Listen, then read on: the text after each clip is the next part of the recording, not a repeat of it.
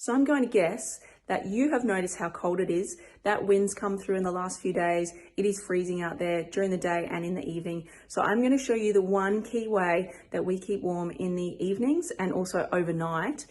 I'm just going to duck in to my little mate's room here and just going to see what I can find. Here we go. Just going to take that. Yes, creeping out. And I'll show you what this little baby is. So we choose not to have a microwave, so we can't heat up a wheat bag or anything similar to that. So instead of that, we've got this guy. He's called a hot pot. So it's fluid-filled sack, and we plug it into this little charging station directly into power.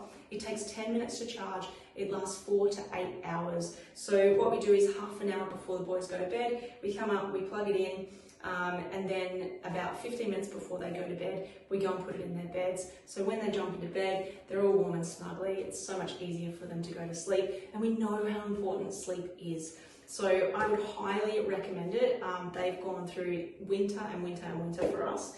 And you can pick them up from Chemist Warehouse. So check them out. Let me know how you go and keep warm this winter. It's been freezing the last few days, so make sure you rug up.